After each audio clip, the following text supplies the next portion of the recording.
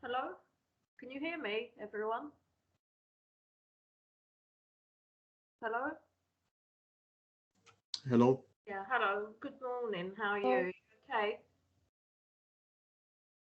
Hello, I can see there's Yeah. 5 of you. Antonio, Jacob, Leo, Jiho, and Faritza, yeah? Okay, great. So what we're going to do today, we're going to look at the IELTS reading skills and specifically the headings questions. Have any of you taken the IELTS exam before? Jacob, Leo, any of you? no, I didn't. Yeah, you did. Are you in China, Jacob? Yes, I'm Yeah. in Thailand.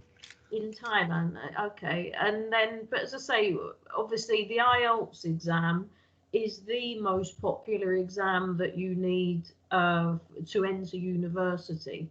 Now, the IELTS exam, the reading exam specifically, it is made up of 3 readings. And of those 3 readings, you have 40 questions and you have 1 hour in which you need to answer these questions on the exam. Now, the important thing with the IELTS reading exam is that you have 1 hour and you have 3 readings, and it's about 2,500 to 3,000 words. So you don't actually have much time to read the reading, understand it, and answer the questions. So the point is you have to develop a technique that allows you to answer the question. So you've got about 2 minutes for each question. So you don't have long for each question. So the point is to develop a technique that allows you to answer these questions efficiently. And one of those questions that comes up on the exam, and I'm just going to share with you, just a second, where's my share thing? I'm just going to share my screen with you, and 2 seconds, it should be, so can you all see the PowerPoint that I've put on the screen? Everyone? Yes. Yeah, okay, so this is to do with the headings question. So is anyone familiar with this type of question on the exam? Does anyone know what you have to do for a headings question? Anyone? No? Okay, I will start it then. So with the headings question, what you have to do, you have to match a heading like this to a paragraph. Usually you will have about, here it's 10, sometimes it will be 9, sometimes it will be 5, mostly about 9 headings. And you will get more headings than you have paragraphs. Now, the important thing to this question, and it will always appear on the IELTS exam, is that you have to learn a technique of reading key words and key lines in these paragraphs. So what I want us to do today is first look at the objectives, why they're asking you this question, look at the strategies, what you need to do to answer the question, and then we will have the question format, how the question looks, and then we will look at some questions together. Okay, so we'll do this quickly today. So if we look at the objectives of this question, the purpose of this question is to test to see if you're able to understand the main idea of each paragraph. So that's what the heading does. It picks up on the main idea of the paragraph. And this gives you an idea of what the reading is about. So remember, this question will always come up on the exam. So for this question, as I said before, you usually are given 5 to 9 headings. There will always be more headings than paragraphs. Each answer you can only use once, so don't imagine that you can use one heading more than once. As I say, that is the purpose, that is the reason why they're asking you this question on the exam. Anyone got any questions so far about it? Does anyone have any questions? No? Okay, I'll continue then. So the next thing is the strategy. Now, the strategy that you have to use in this exam is to look at the first and last sentence of each paragraph first. Usually the idea, the main idea of each paragraph will be in the first, sometimes the second and the last sentences. Sometimes you may even see the idea repeated as well. So first to last sentences of each paragraph. And those first to last sentences of each paragraph, they give you clues about what the rest of the paragraph is about. These are the ones that will contain the key words. Key words as well will often be synonyms of the key words in the actual headings themselves.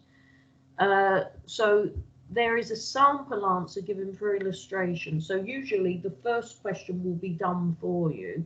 So it gives you an idea of what you need to do if you're unclear about what you need to do. So what you will do is cross this one out so you don't have to worry about it. And then you read the first paragraph so that you understand the main idea. And we've got a sample reading which I'm going to show you afterwards. But first, if we look at the strategy is, as we said, you look at the first, second sentence, last sentence, get an idea about what the paragraph is about, and then you look at the headings. You don't really need to read. Some people would read through the reading first and look at the headings. I think you really save time first by looking at the first paragraph, understanding what the reading is about, look at the headings, the title of the reading, get an idea what it's about, then look at the actual questions, and then come back to the reading. You save yourself a lot of time in the exam for this. And don't forget the IELTS exam, the readings, you have 3 readings. They do get harder as they go along. And you really only spend 20 minutes on each actual reading. So as I said, you don't have time. You've got 40 questions. So that's roughly, you know, you've got 1.5 to 2 minutes each question. So as I said before, you read the headings, identify keywords, look out for synonyms. Often you get synonyms in the heading and then in the reading itself. Look out for any names, dates, place names. It helps you identify, again, what you need to be looking at in the headings. So then what you do is you use the same strategy for all the headings. If you get stuck on a paragraph, don't waste too much time on it. Move on. You can come back to it later. As I said, you really need to focus on the time in the IELTS reading exam. And don't forget the IELTS UKVI. If you're, again, I'm not sure now with the rule. I need to check that now that Britain is no longer in the EU. If any EU students would still need to do the UKVI. I know obviously from China, you would need to do IELTS UKVI, Russia, any countries outside the EU. But you will do IELTS Academic UKVI. Now, again, coming back to the headings, if there are 2 similar headings, try to focus on the key differences between them. You often get that where you get 2 headings that are quite similar. So let me just come back to you. Has anyone here taken the IELTS exam before? Anyone? Can you all hear me? Yeah, anyone? Jacob, anyone? Yeah, can anyone speak? Hello? Yeah, we can hear you. Yeah, so have you taken the IELTS exam, anyone? No? Not yet. I haven't. You haven't? Okay. Because Yes, I have. I've taken the IELTS exam last year, but it wasn't like not a real IELTS exam, but it was like a test, yeah. Yeah. So you've come across these questions before. You know the ones I mean, yeah? Did you do the headings questions when you took the test? Yeah. Yeah. How did you find these questions? Just. Yeah. Did you find them difficult, quite easy, or how did you find the questions when you answered them? It was like not easy, but not very difficult, like medium level, I think. Yeah, and the good thing about these questions is they give you a general idea of what the paragraph is about, and they help you because they will always be the first question. And what they usually do is they put the actual headings first, then they put the reading itself, and then the rest of the questions. So you always get the headings first before the actual reading. So that gives you a good idea as to how you can answer the other questions, which will maybe yes, no, not given, or multiple choice. So the heading question is a very good way to sort of give you an idea about what the paragraph or the passage itself is about. So anyway, if we look at the question format, how you will see it, as I said, usually the actual question, the headings question, will come first before the reading. It's very rare that you'll see the headings afterwards. I'm not saying it won't be, but usually they come before. And they use these Roman numerals. Where are they? I got the list of headings. Can you see these here? Does anyone know what these are? Because I often have to discuss these with my students. These are Roman numbers, yeah, 1 to 10. So X is 10 there. So they go down, and they usually put them using these numbers here. Now, if we look at the question format, that's how it will be written on the exam paper. So choose the most suitable paragraph headings from the list of headings. Write the appropriate numbers, 1 to 10. NB, there are more paragraph headings than paragraphs, so you will not use them all. So remember, you don't need to. Sometimes, as I said, you'll see 2, 3, which are similar. And if you're not sure, leave those to the end, because usually if you do the easiest ones, it means you get rid of some options, and it usually helps you identify the similar ones a bit later. So what we're going to do is look here at a sample paragraph. Now, I have highlighted the key sentence, but I want us to look at this together. Now, it mentions here the Yoruba people of Nigeria. Does anyone know where Nigeria is? Anyone? Can you hear me? Yeah? In Africa. It's in Africa. It's a country in Africa. Now, again, if you didn't know that in the exam, it doesn't really matter. It's, you know, it's not important to your answers. But again, you know, if you're not familiar with a country, it doesn't really matter. But what I want to do now is ask someone if they can read this. Yeah. Then we're going to look at which is the best choice for this. So does anyone want to read the paragraph? Yeah, rather than me reading. Anyone? Have got any offers there? Sasha, Lilia, or anyone? Yeah, so do you want to read that? Sorry, what's your name? My name is Sarah. Sarah, okay. Are you from Russia? No, Kazakhstan. Okay, hi, yeah. We have a lot of students from Kazakhstan, so it's good. So, yeah, do you want to read that then? Yeah. The Yoruba people of Nigeria classify their towns in 2 ways. Permanent towns with their own governments are called Idu, whereas temporary settlements set up to support work in the country are Aba. Although Ilu tend to be larger than Aba, the distinction is not one of size. Some Aba are large, while declining Ilu can be small, but of purpose. There is no typical Yoruba town, but some features are common to most towns. Yeah, so what do you think that paragraph is about?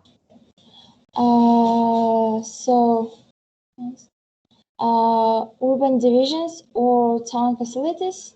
Yeah, but if you look at it, it talks about the European people of Nigeria. They classify their towns, yeah, in 2 things. So when you classify something, what are you doing?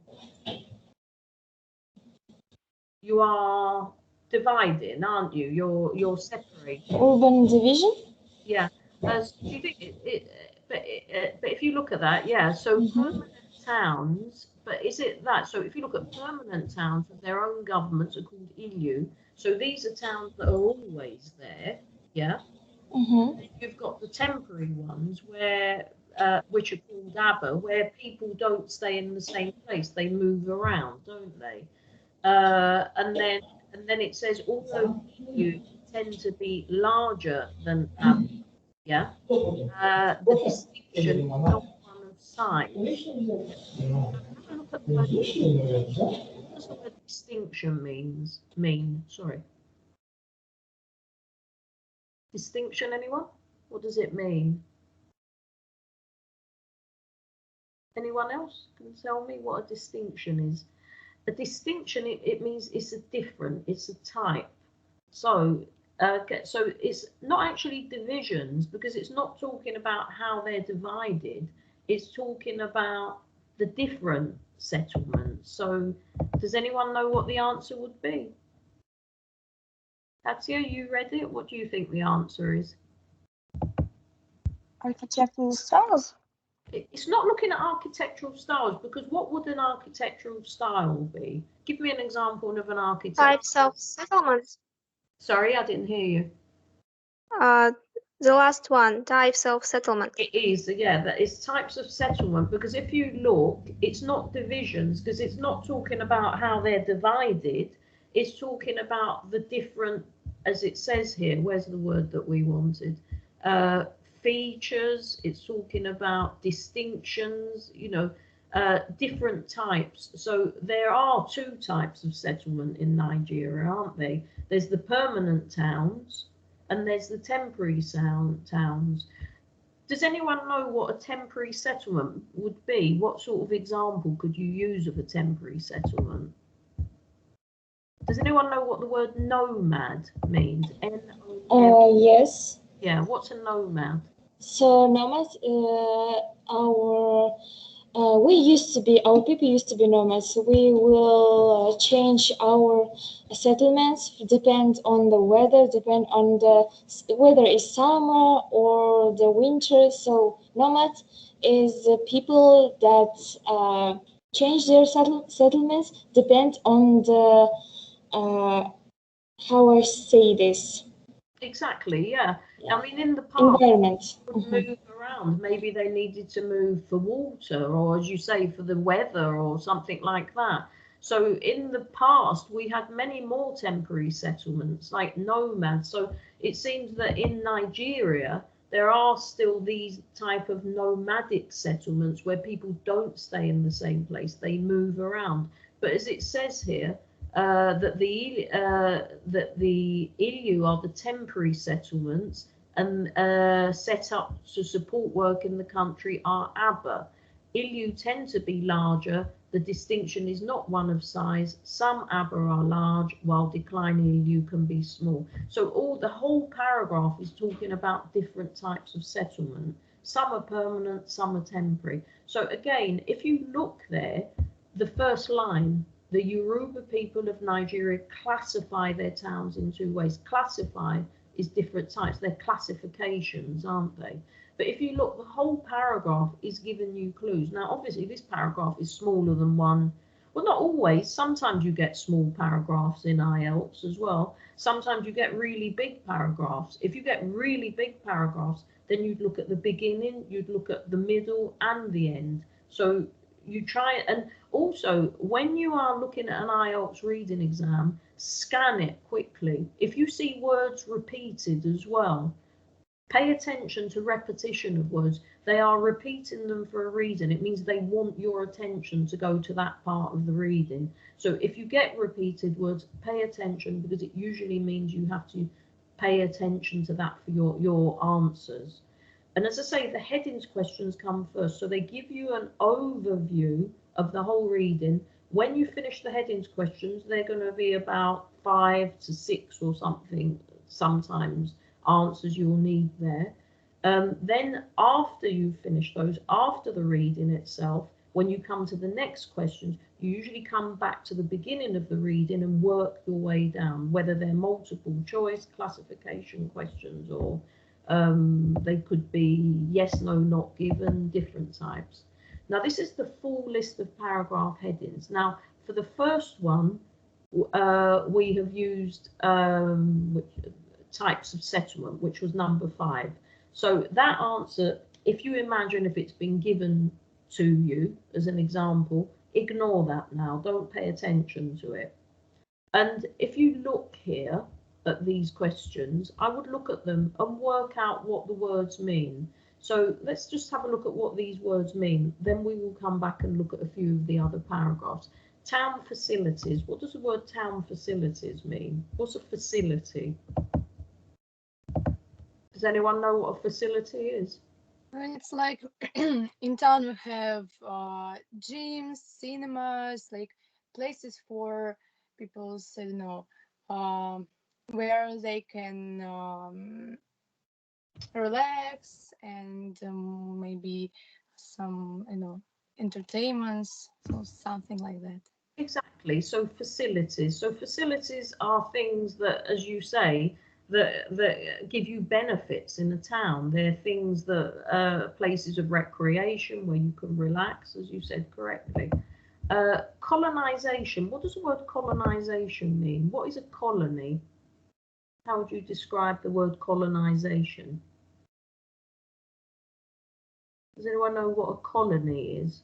How would you describe the word? So colony is the place. Colonization is the act of colonizing, let's say. So what does the word colony mean? So if you colonize a new area, what are you doing? You were saying in Kazakhstan, did you say that you had this as well, where people... I think Sorry?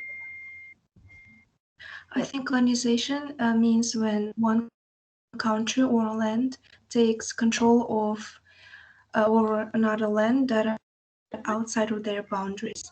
Yeah, exactly. So it couldn't be one country to another. I mean, for example, Britain had a lot of colonies, didn't it? It could be a country, or it could be literally that you move from one place to another place within your own country as well. But you're correct. Colonization is when you literally take over another area. So if you look at these words, they're all to do with towns and moving around and people. Now, this word urban, it comes up a lot on the IELTS exam. So does anyone know what urban means? What does the word urban mean? Anyone? Relating to a town? It's related to the town. What is the opposite word related to the country? Another word that comes up a lot on the IELTS exam. So urban, and the opposite is? Rural area. Exactly, rural, R-U-R-A-L. So urban divisions. What would you assume urban divisions are? What are urban divisions? I mean, you get it in all cities. When you come to London, you'll see you get it in all areas. So what does the word urban division mean?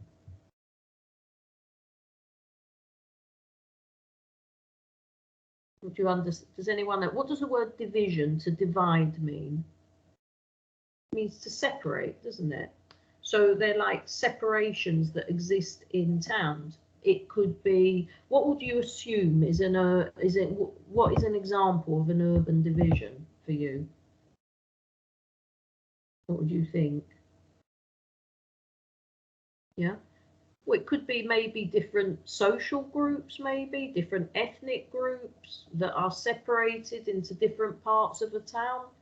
It's not deliberate, but sometimes maybe people go and live in an area where there are many of their ethnic group where they feel comfortable. So that is like separations within a city. So there may be a paragraph that talks about urban divisions. Architectural home styles. What do you understand the word architecture to mean? What is architecture? Architecture, anyone? What's an example of architecture? We've got a few here from different countries. So if you get, I can see a few of you from China. What is an example of traditional Chinese architecture? What would you say? Or anyone, or Russian, or anyone who's from another country? What would you say is a typical example of architecture from your country? Sorry? Sorry, I didn't hear. Was that Malika? Yeah. Maybe in China it's the Great Wall. Yeah, So that's, or maybe you've got the palace as well, haven't you? You've got all the Buddhist temples as well. Would that be traditional Chinese architecture as well? Or near the Great Wall, haven't you got the palace as well in Beijing? Malika, yeah. Or yes, or maybe in Paris, the Eiffel Tower. Exactly. Or in London, if you look at London, you see the traditional, it's the style of how a building is built. When you come to MPW, you see Kensington as well. You get lovely white buildings as well. And they are typical of the architecture of London from the 19th century as well, when a lot of that area was built. So, you know, it's the style of how a building is built. And it often reflects the culture. But in modern times, we see a modern style which is quite international, don't we? I mean, I'm sure in China you've got a lot of modern buildings, haven't you? In like Shanghai, Beijing, even in London, you see the Shard. You know, you tend to see these modern styles. The architecture is very international as well. So it's the style of it. And so I would assume there may be a paragraph, there may not, about what the style is like in the homes as well.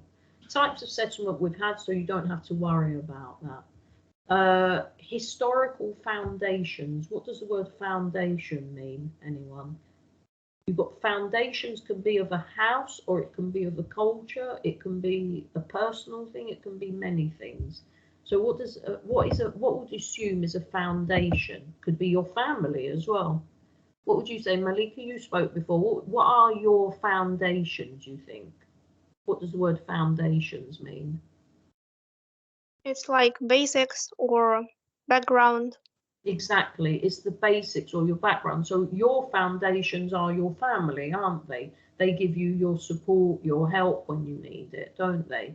The house, what's the foundations of a house? It's what is, when you build a house, you dig under the ground, don't you? And you put the foundations, it's like the base, and it keeps the house solid.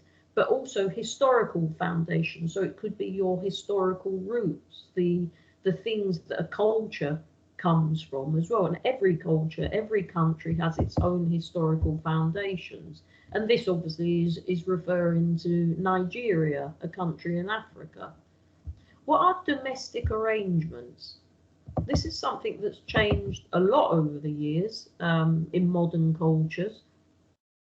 But each culture has its own domestic arrangements as well. What would you assume it is? Does anyone else want to give me an answer?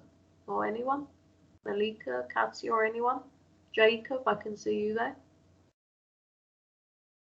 Does anyone know what domestic arrangements are? What are they? What does the word domestic mean, first of all? Domestic? Let's see if anyone. Maria, can you hear me? Like something connected with home. Yeah, local, domestic, yes, to do with the home. Now, if you have domestic flights, they're aeroplanes that fly within your own country. Domestic is to do with the home. You can have domestic help, where you have someone who comes in and cleans and cooks you. But domestic arrangements are the arrangements you have in your family, who looks after the children, who does the cleaning, who does the cooking. And these are the things, these are how you arrange things in your house, yeah? So that is your domestic arrangements there. So there may be one that talks about the society there. There may not, to be honest, I wonder, because it's talking about towns, but possibly. City defences. Now, old cities all had defences built around them. You don't see it on modern cities so much, but you do see it on old cities. I think in Beijing you have that where the Forbidden Palaces, don't you have a wall around the palace? Yeah.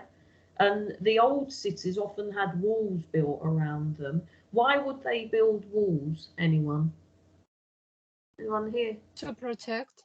To protect, yeah, because in those days you may have had armies coming in as well, and So, and don't forget, you had cities and they would have their defences to protect from maybe the attacks from other cities as well.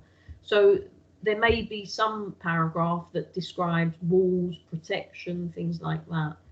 The residences of the rulers. Now in London, I mean, again, the Queen doesn't rule anymore, but her residence is Buckingham Palace, isn't it? So it's the home of where the kings and queens are. And again, you have examples of them all around the world as well. And then one paragraph with government buildings. So if you look, this whole reading is all around how towns are organised as well. Now, I just want to come here. So the correct answer is 6 here, yeah? Historical foundations. I'm going to get someone to read this paragraph first, then we're going to look at why the answer is 6, and then I've got some other paragraphs where I haven't given the answers and we will find those answers together. So let's get someone else to read, yeah? Who else wants to read? We've got any offers from someone? Next paragraph. Trinya, Xenia, anyone? Malika or Maria? Jacob, can you hear me? Yeah? Yeah, okay, Malika, great, thank you. Okay, so do you want to read that paragraph? Then we'll look at what the words mean and then we'll look at the key words. Okay, yeah, do you want to read it?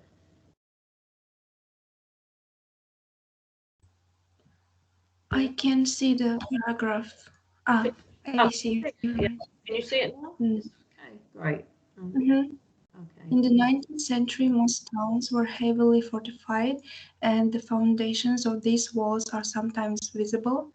Collecting tolls to enter and exit through the walls was a major source of revenue for the walled town rulers, as were market fees. The markets were generally located centrally and in small towns, while in large towns there were permanent stands made of corrugated iron or concrete. The market was usually next to the local ruler's palace. Yeah. Now, if you look at that paragraph, obviously, as I said, it's smaller than what we usually have on IELTS, but there are some words you won't know, but it doesn't matter. The important thing is the key words, yeah?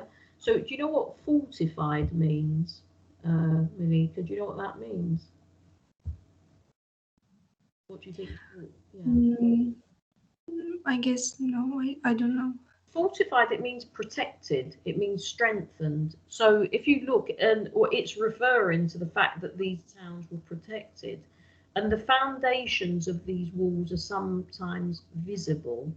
So if you look there, it talks about, it's the historical foundations, because it's not just talking about the actual wall, it's the actual foundation itself of the town. It's talking about what the history and how it affects what we see today. And the history is all of this. This is how these towns were developed. Does anyone know what tolls are? You see these places in London even now. Well, you see them all around the world. Where are you from, Malika? Are you from China? I'm from Kazakhstan. Kazakhstan. Okay, in Kazakhstan, do you have places where when you drive on the road, you have to pay money? Like on a highway, do you pay at all to go on highways or you don't? Have you been to France? In France, you see it a lot. I'm so sorry, my network isn't working correctly and I didn't catch the last word. Oh, sorry. Could you please repeat the question? Yeah, in Kazakhstan, when you drive on highways, are they free or do you have to stop and pay sometimes when you drive on highways? Anyone? Or anyone else? I'm from Moscow, and yes, we have roads like that. Yeah. So we need to pay for to drive somewhere quickly. Exactly. If you've been to France as well, all the main highways have that as well. You don't see it so much in England, but you see it in London. There's a bridge called the Dartmouth and a tunnel where you have to pay, and that is what a toll is. Yeah. So as you said, in Moscow you have it, so you pay, and they collect the money to improve the roads, don't they? I think, I'm not sure. I think there's a highway up in Manchester where there's a toll, but they haven't started that yet in England on the highways. But there are some bridges where you do it. So if you see here, you collect tolls and enter and exit through the walls. So basically, this is telling you how this town developed. So it's the historical foundations. It's how the town started to develop. So, and how the town started to develop is they would collect tolls. And when you came in and out through the walls, you came out, you paid money. And this money that you paid, as it says, was a major source of revenue. So if any of you are going to do economics, accounting, things like that, you're going to need this word, business studies. What does the word revenue mean? What's another word for revenue? Are any of you going to be doing business studies or accounting? Anyone? Income? Income, yeah. Now, in the UK, the government organisation called Inland Revenue is the government organisation that collects the taxes. And with those taxes, they pay for the things they need to pay the government. So that's what the word revenue is. It is literally, as you say, it's income. So basically, you paid the tolls to come in and out of the town. This gave money to the rulers, to the kings, and then they would also charge for the markets as well. So the markets were in the centre or in small towns, and also then it just talks about them with corrugated iron, concrete, they would make these stands. So basically what that whole paragraph is telling you about is how this town develops. So it is the historical foundations, it's the beginnings of the town, and then it developed from there. So remember, as I said, you will have one paragraph where they give you the answer, you have the headings, and then you get started. So you would start from the top, start from paragraph B, and then just work your way down, depending on how many paragraphs you have. You probably have about 7, 8 paragraphs in the reading, and maybe they'll give you 10 headings or something like that. Okay, so what we've got to do now with C, with the next ones, I've got them here. We'll do as many as we have time to do, and then we'll work out the answers. Now, bear in mind, this one has got the American spelling of centre. You may see American spelling, you may see British spelling on the exam. It doesn't really matter, and it doesn't actually matter if you use British or American spelling on this exam, because it's an international exam. Again, I'm not sure in Australia, I think they spell it the same as the Americans as well, but it really, you're not going to be penalised for whether you use British or American spelling. You will also, again, this is not to do with what we're doing today, but on the listening exam, you may hear speakers as well from America, from Britain, from Australia, New Zealand, Canada, South Africa. It could be, or it could even be people whose first language is not English. So the language is international on the exam. Anyway, let's try the next paragraphs now. So let's start with this one, paragraph C. So does anyone want to read this, and then we'll have a look at this one. Now, first, actually, before you start reading, have a look at, can anyone tell me a word that they see repeated a lot here? And this is what really you would be doing on the, sorry, I didn't hear you. Which word do you see repeated a lot in that paragraph, or more than the other words? Houses, and another word? Often, and You see the first line, second line, fourth line. Palace. You see the word here. So you've got palace, palace, palace, palace. That will often occur in the exam. Yeah. So to be honest, even if you, now I've looked at that, I've got palace, palace,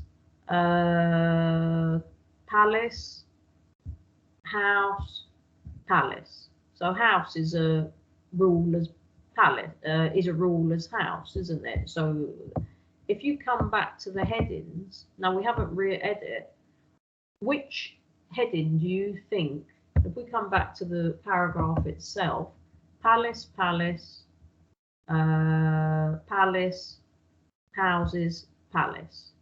You've got rulers, yeah. So the palace is there. So palace is a ruler's house, isn't it? So which heading do you think is the correct one from there before we even read the paragraph? Anyone? Which answer do you think it is? There's only one it really could be. Residences of the rulers. Exactly, it's residences of the rulers, and that will happen in the exam. As I say, you probably get in the real exam, probably the paragraph would be double the size, but you would still see this word palace about at least 3-4 times in the paragraph, yeah? And as it says there, the palaces were often large. In the 30s, the area of Oyo's palace covered 17 acres, series of courtrooms, private public rooms. After colonization, we looked at that word before. Now, before I move on, how do we know that's American spelling, that word? There's one clue that tells you that is an American spelling. And does anyone know? Letter Z. The Z, yeah. In English, it would be an S, yeah.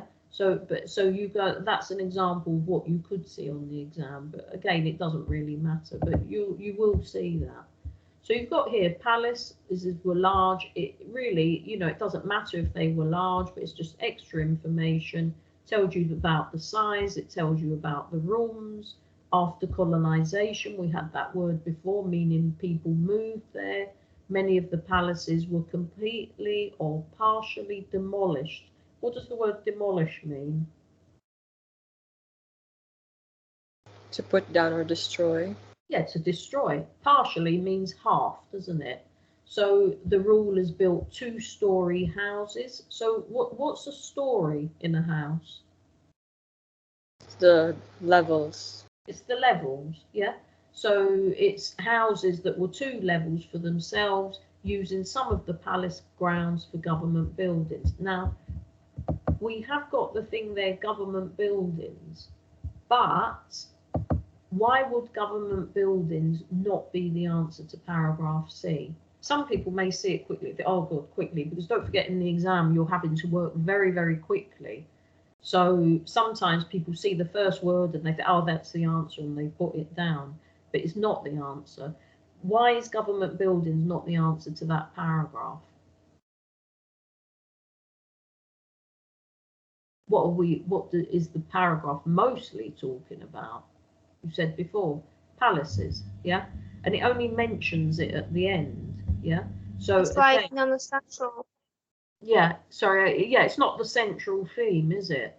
And that's what you have to be careful, because again, in the exam, the paragraph is going, your answers will be hidden with some difficult words, and your answers will be hidden with some words they know you won't know. Maybe even sometimes, they could be very specific words, and you think, oh my God, what does that mean? Don't worry about it. Look around those words for your answers. And again, it's not the key theme of the paragraph. The key theme of the paragraph is the palaces. So that's the answer for that. So we've done A, B, and C. And then if we look at the next one, D, I'll get someone to read this one, because this is a bit longer, this paragraph, and then we will look at the answer. Okay, so does anyone want to read paragraph D? Any offers from anyone? And I've put there for homework, but obviously you're not doing homework here. Does anyone want to do paragraph D? Anyone offer to read it? Jacob, can you hear me? Okay, let me read it then. Okay, so the town is divided into different sections. Sections already I think it's the answer is clear, to be honest, from the first line. The town is divided into different sections. In some towns, these are regular, extending out from the centre of the town like spokes on a wheel. Does anyone know what spokes on a wheel are?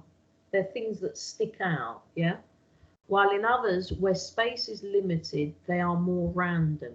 So this tells us about how towns are separated, how they're divided. The different areas are further divided. Now look, you've got divided, yeah, into compounds called il. These vary in size considerably from single dwellings. This word dwelling, it comes up a lot on the IELTS exam. Can someone tell me what the word dwelling means?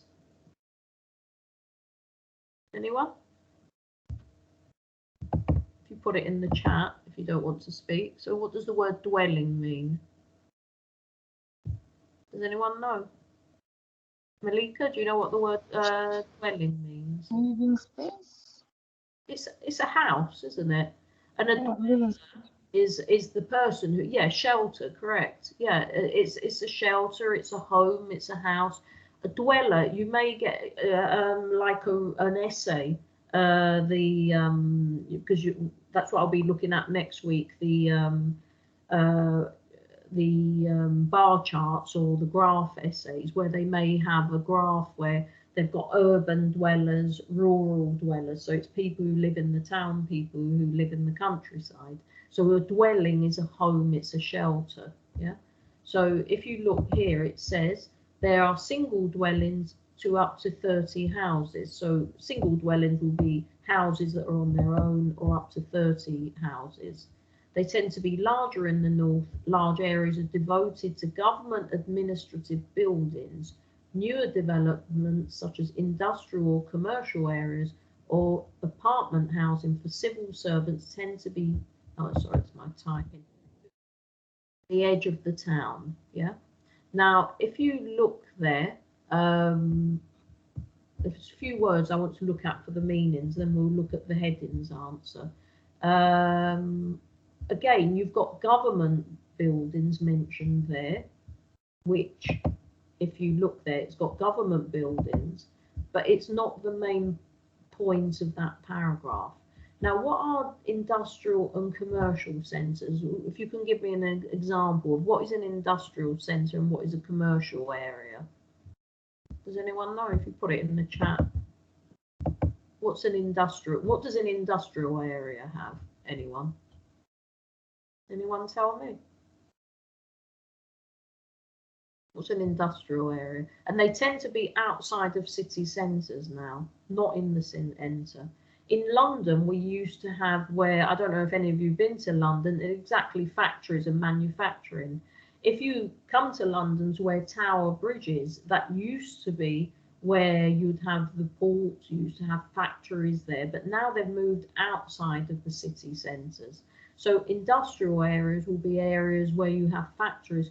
Commercial areas, the main commercial area in London is Oxford Street. So they will have shops, yeah? So it mentions there about industrial commercial areas, apartment housing, and one more word, because before we look at the answer, what is a civil servant? Where does a civil servant work, or who does he work for, or she? What's a civil servant? Every country has them. So where do civil servants work? In the government, yeah. So they work in the government, they're government workers.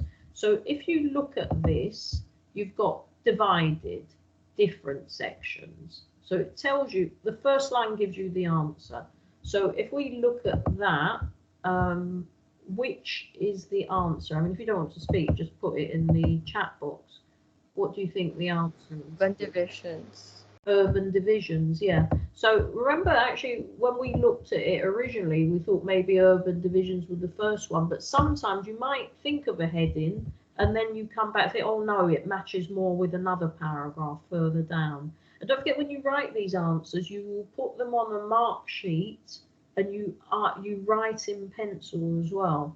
So you can always change them. And also with the reading paper, the important thing is you must fill the answers in on the mark sheet in the hour that they're giving you. Listening exam, they give you extra time at the end to fill in the mark sheet. On the reading exam, you have to fill it in as you go in along. So it's important to factor that into your time as well. So that's urban divisions, that one. So we've got time, we'll do one more paragraph before I let you go. So before I forget, are there any questions before I continue? Any questions from anyone? No? Anyone got any questions? If you don't want to speak, you could always put it in the chat box. No? Can I ask a question? Yeah, tell me, yeah. When I was preparing to, not IELTS, or just preparing for my English test, I heard that there's some ways, types of scanning texts. Yeah. Can you, well, when you scan yeah, for example, when you scan a text, scanning is very important in IELTS as well, because you are working very, very quickly. I mean, what I would do is you tend to look at main nouns and main verbs, don't you? Or adjectives. So you wouldn't bother looking at the small words in the middle, do you? Like the into, the prepositions and things. You just look at town, divided, different sections. Towns, you've got their town. Can you see that there? Different. Try to look as well at words that are similar as well. Do you see? Can you see when you scan in any words that are the same? Different, town. You've got here towns, different areas, dwellings, houses, larger, new developments, and you've got different areas. So it gives you the answer there, really, that you look. What you would say is you scan. I mean, how do you scan when you scan? What do you look for? So I'm historian, so there's scanning of historical texts, and I thought maybe scanning for English text is kind of similar to this. Yeah. So what do you do when you scan? So first I basically check texts first, like overlook them. So there's new terms that are related to the new area or epoch or to divisions, historical eras. Yeah, and you'd scan, I suppose, for names. You'd scan for dates, wouldn't you? Places, maybe. So you look at keywords as well. I often find with IELTS as well, you can look at the first paragraph, get an idea of what the reading is about as well. The other thing with the headings questions, I mean, these are easier ones, but the other thing with these is what you will do. These aren't full sentences. Sometimes if they're full sentences, have a look at the tense as well. If they're past tenses, maybe they refer to the beginning of the paragraph, for example, about what the town was like before. Usually the ones that have got future tenses about where do we go from here, they're usually the last paragraphs. You can predict where some of them will be on the IELTS exam as well. So you know, if you look at that as well, I would say that with these headings specifically, I would look at the tenses, but I would scan for key nouns, key verbs, key adjectives, and don't worry about the well, you can look at link words as well. You're asking as well about reading whole paragraphs. Some people do that, but I find on the IELTS exam, you don't really have time to do that. Because you've really got to make sure you only spend 20 minutes on each reading. Don't spend, say, because you're going to have 3 readings, don't spend 1 hour on the first reading, because then you're going to cut out your chances on getting a good score. Now, don't forget, with IELTS, you get 40 questions, 32 is a grade 7. And the grade 7 is the score that you will need for the top universities. For example, LSE. LSE usually want you to get 7 in each area: listening, reading, writing, speaking. Some universities want 7 overall. UCL did that a lot last year, 6.5 in each area. Some, like if you're going to art school, UAL, they will want 6, minimum 5.5 in each area for the BA. I think it's 5.5 for the foundation programs. If you're doing engineering, maybe often it's a 6.5 they want overall. So it really depends on where you're going to go to university as well. So any other questions before we finish from anyone? No? Okay. So anyway, does that, yeah, anyone else? If you want, you can put it in the chat box if you've got any other questions. No? Anyway, that gives you an overview. So we've done that much, but as I say, you can see IELTS exam papers. There are many websites online that give you examples of IELTS, but it is the most common exam that is accepted at universities. And again, the score that they require depends on what you want to study and obviously where you want to study as well. Okay, so any other questions before we finish today? No. Anyone? Anything in the chat box or not? Let me just double check. Oh, where can we access the recording? I think I'll need to. Is that Trina?